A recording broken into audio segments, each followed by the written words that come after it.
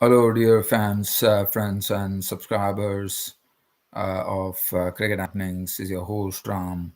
Welcoming you all to the cricket show, Cricket Happenings on the weekend.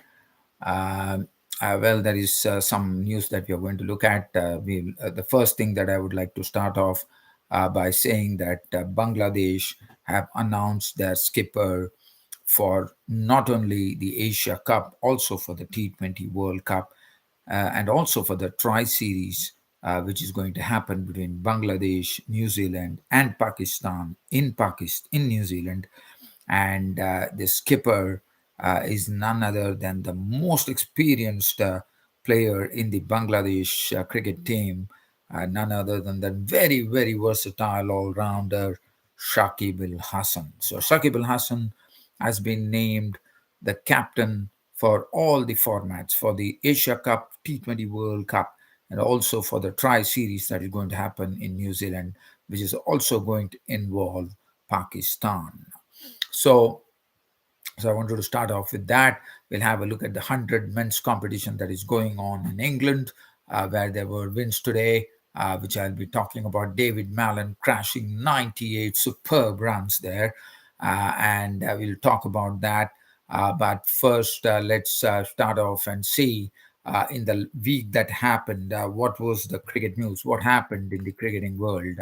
Looking at what happened, Trent Bolt, as you know, the T20 leagues. This is the very sort of a very important thing which is happening right now in cricket, and that is a matter of concern. Ben Stokes decided that he would say goodbye to ODIs, to his ODI career, because the T20 leagues have been proliferating in the cricketing world. We saw that. South Africa is going to come up with their T20 league in the January. A lot of players, so it's become a lot of a competition now as to which players will go to which T20 leagues.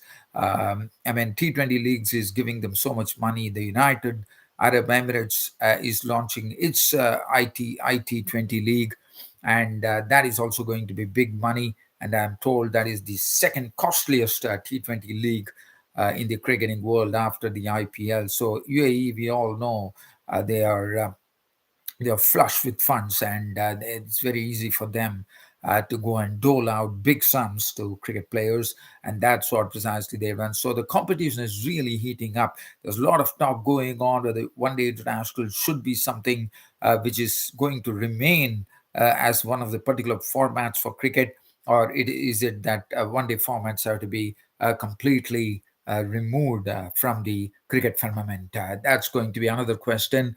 The cricket experts have started talking after Ben Stokes has left the scene, and now we saw one more thing that happened due to the T20 proliferation that is happening. Trent Bolt was relieved of his contract. I mean, New Zealand. He had to opt out of a central contract from New Zealand. We all know Trent Bolt, what a wonderful servant he has been for New Zealand cricket. But he said that since he wants to make himself available for T20 leagues and spend time with his family, he would like to opt out of certain matches. So you can see what T20 leagues are doing. We also saw the end of the India West Indies series, which I already spoke about, I suppose, where India totally dominated the series against West Indies. West Indies definitely I feel very sorry for the West Indies with key players, Andre Russell, Sunil Narine, all playing in the 100 men's competition. So, as I said, it's 100 men's competition is another thing. The T20 leagues are also proliferating, and we are seeing that happen. And also, just going back to the Zimbabwe Bangladesh series, for the first time we saw that Zimbabwe for the first time not dominated, but definitely did a wonderful turn for themselves as they won not only the T20, also the ODIs, and giving a firm answer to Bangladesh. And that was really good to see. And Zimbabwe definitely looked the piece. Sikandar Raza, as I said, in his form of his life, one could say. Regis Chakabwa, we have Ryan Burl, everybody, Innocent Quiet, another new batsman coming and hitting a century. The bowling has been good, even though also let's understand the fact that Zimbabwe were really crippled. They didn't have their top bowlers in action. Blessing Musrabani, as you know, now is the main strike bowler for Zimbabwe. He plays for English county cricket, and besides that, Tendai Chatara, the tall, lanky Tendai Chatara. And these two are the bowlers who are the main bowlers for Zimbabwe, and they didn't even play. And keeping that in perspective, I think I will give a big credit to Zimbabwe for doing this. And as I said, there's one man behind the show, according to me, and he's the coach of the Zimbabwean cricket team, the former magnificent player, David Houghton. And as you know, David Houghton has also been a coach of the English county cricket sides in the past as well. We all know that. And the other than that, and as I said, the cricket experts are definitely talking about whether the ODIs are reaching a breaking point and why not. It's definitely, to me, it has not really, I wouldn't say reaching, it's already reached a break point, and I don't think there is any possibility for ODIs to survive. I think ODIs, slowly but surely, I think ICC is someone who is definitely looking into it, is going to be a thing of the past, according to me. So let's get off from here and look at some other news now. Bangladesh cricket, I already spoke about the captain of the Bangladesh cricket side, and I think that's a right move because Tamim Iqbal is not there, and you need somebody very experienced for some big tournaments like this. Shakib Al Hassan will captain the side. Anamul Haq has made his mark. I mean, he played against Bangladesh, against Zimbabwe, made a few knocks, and he has been not been onto the side, but he has, as I said, in list A cricket, he scored the maximum number of runs. He holds the record for the maximum number of runs in Bangladesh in a domestic series, and that is quite a good record. And he definitely was not consistent, but definitely showed why he's back into the Bangladesh side. Mushfiqur Rahim, we all know his experience. Afif Hussain, another very exciting prospect, and he is one who is a sort of a gung ho player who likes to get on with the game, is not really he's not really shy of taking on the bowlers, and I like that spirit in this young bloke, Afif Hussain. Mostadaq Hussain, I mean, he did something wonderful in the series against Bangladesh, against Zimbabwe, where he went on to pick up a fifer. He picked the first 5 wickets in the power play and rocked Zimbabwe pretty hard.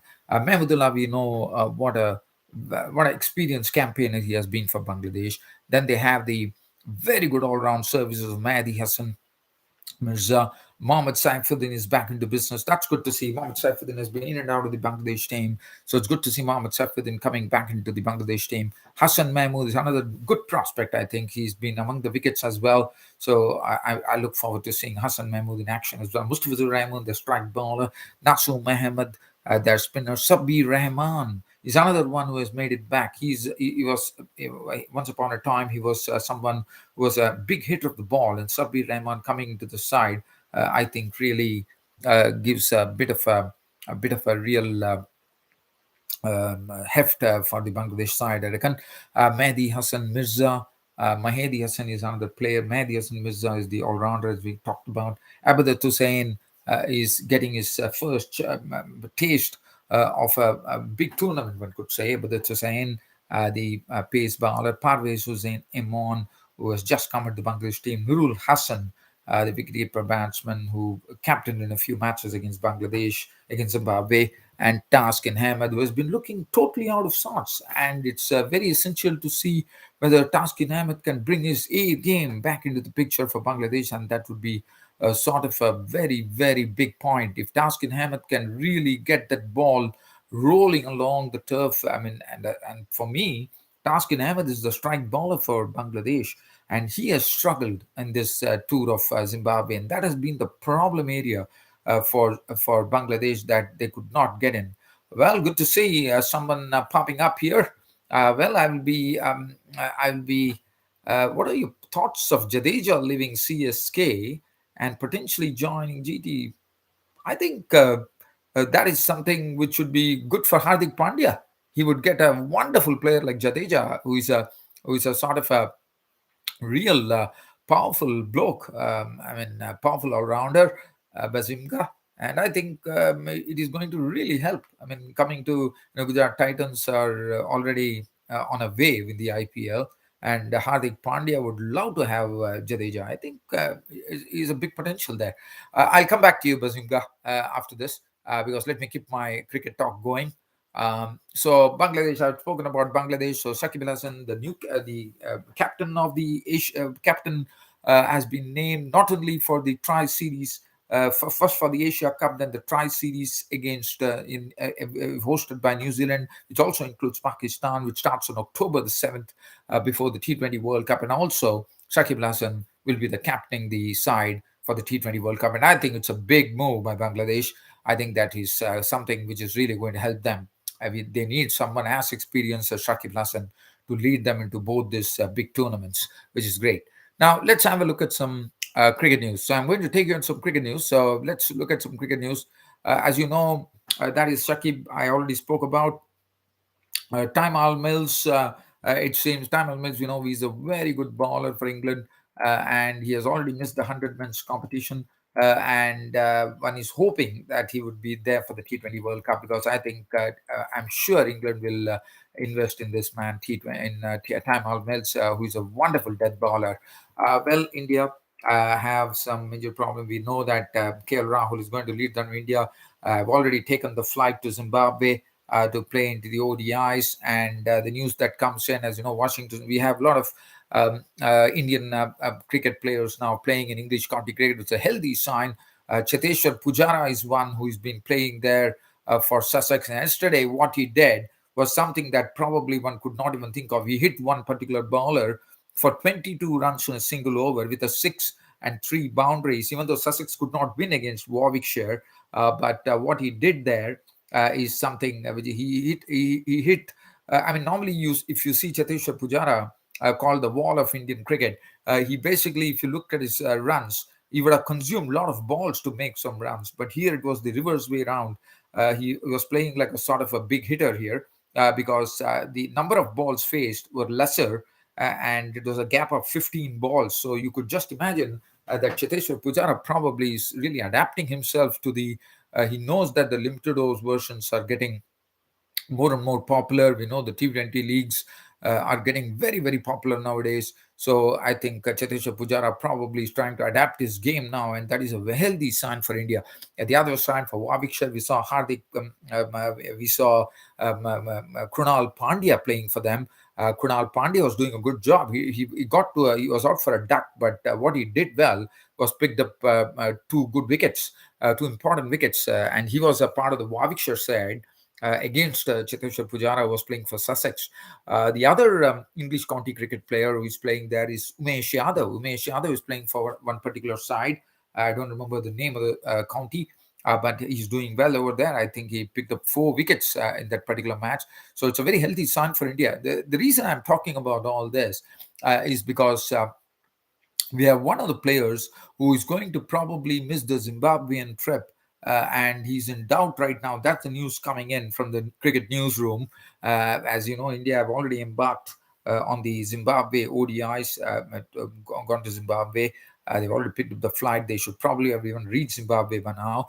And it is, we are talking about a very versatile um, um, um, a player by the name Washington Sundar, who Ravi Shastri, the former coach, Indian coach, feels that he's having great potential. He's young, and he could be developed as one of the future all-rounders for India. And it's very sad that he has injured himself in the English county scene when playing for his county for Lancashire, and he's in doubt for the Zimbabwe ODI. So that's not good news. Washington Sundar wouldn't be going to Zimbabwe. So now let's have a look at some other news. We know the West Indies, Bangladesh, and New Zealand series is going on. New Zealand are in absolutely ominous form here. They've taken the first two 20s. India recently gave a drubbing to the West Indians, and now the West Indians in their own park are finding it very tough. Yes, in the first match, they really showed what the West Indian power is. When everything looked lost for them, they came with all guns booming to take the match close to 13 runs with a 50-run partnership between the number 10 and 11 batsmen. I think it was Odion Smith and Romario Shepherd. But yesterday it was not the case when the West Indians chasing a huge total of 215 set by the Kiwis. They found it pretty hard there, and it was Phillips who really did the damage there with some big hitting, and also Daryl Mitchell to a certain extent. So that is something which I can talk about. Other than so, West Indies are really struggling, and one only feels sorry for West Indies. As I said, Andre Russell is playing in the 100. Sunil Nareen is not available. Evan Lewis is out due to the fitness problems, and that is not looking good. I mean, it is it's very difficult if you don't have your full strength team, and it's very essential to me that the teams play in full throttle. I mean, there should be the full team that is playing. If at all, one has to make some judgments there. So that is looking very good. And other than that, I'm trying to see whether there's any other cricket news that I could really share with you, dear friends. Yes, the Afghanistan Ireland, which is going on. Ireland have always dominated, sorry, Afghanistan always dominated Ireland, but not this time. Even though the second match was taken, the third men's T20 in Belfast. It was yesterday, and I have to say that these the well, Ireland lost the match, but it was the third T20, and we have 5 match series. So definitely, what what they have done, what they have done is they have basically given themselves a chance. A 5 match a T20 series which is going on, and it's a nice preparation for the T20 World Cup. But I have to say that Ireland have been doing well. I mean, we know that Ireland gave a real fright to big teams like India, New Zealand, England, and now they're really showing it. I mean, in the past, if you have seen, the Irish have Afghanistan have always dominated Ireland, but not this time. Ireland are looking a good team. Let's talk about a bit of Ireland. Let me talk about this particular team. I'll give you a brief summary, but also I would like to talk a few things about this Irish team, which is doing a great job now. Because the team is having a good blend of people. Paul Sterling, we all know what experienced players. Andy Balbini is the captain. He has played some two good knocks in this particular match. And then Tucker is another good player. Harry Tector is the big thing to happen for Ireland. Keep an eye on this bloke, Harry Tector. Curtis Camphor, not really coming up to his expectations, I would say, but he's also a good all-rounder. He was out there. George Dockrell has made a big difference. He has become the finisher for Ireland in every match. If you have seen yesterday, he got them very close to the not victory, but very close by carving an unbeaten 58 of 37 6 fours. And then we had a man by the name Fionn Hand making his debut as a pace bowling all rounder, and did a wonderful job. 36 cracked of 18 deliveries, 4 fours and 2 sixes in that. And definitely, I think this Irish team is really looking up, according to me, and that's really healthy for international cricket. I'm just trying to see whether there is anything else that I can cover. Yes, I will take you down to the 100. Today, it was the 100 men's competition. What it saw, I'm just going to get there. We have 2 matches, 10 rockets rocketing along with a rocket-like innings coming from David Mallon, crashing 9 sixes in a knock of 98 not out. Trent Rockets winning the match by 8 wickets. And they are doing a great job in the 100 men's competition. I think it's the third successive victory for them. 193 for 2 was what they got on the board. I mean, they usurped the total of 189 for 3, which was set up by the other team, which was I think it was Manchester Originals. The other match that happened, Birmingham Phoenix won the match. It's a close match that went on, and the close match was won by Birmingham Phoenix. They made 130 for 7. It's a low scoring game, one could call, and the Phoenix won by 4 runs. I thought Kane Richardson and the other bowler kept their cool and bowled well, and Welsh Fire lost this match by 4 runs. So definitely There's a lot of cricket going on. As I said, the T20 leagues are proliferating. And that is the big question now for the ICC. What are they going to do? Are they going to stop the ODIs? Is ODIs going to be a thing of the past? It's going to be very interesting. I'm looking forward. And here I have some breaking news coming in at the end of this. And this is simply, I was just talking to you about Cheteshwar Pujara as to what he was doing. And here comes Cheteshwar Pujara, who has hit a century of 73 deliveries. Now, that is something which, I think we are talking still about the same match, because we are talking about Royal London One Day Cup here.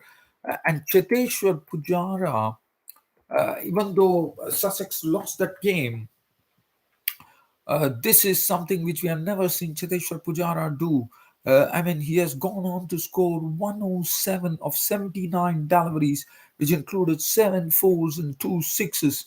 And this is a Cheteshwar Pujara we don't know. 310 for 6, and they still finish short by 4 runs, I suppose. But what an innings from Cheteshwar Pujara, showing that he can also come into T20 cricket with the way he has been playing, and that is absolutely great to see Cheteshwar Pujara in full flight here, and which is a very, very unusual sight for me. But Cheteshwar Pujara, keep it going there, and I think he's a man transformed when it comes to English county cricket and on English climes, I suppose, and he's doing a great job in England. That's good to see. Well, dear fans of Crabbers, that I think really, really wraps up this cricket show of mine for today. Hope to see you all tomorrow. That's on a Sunday. Until then, it's your host Ram bidding goodbye. Thank you.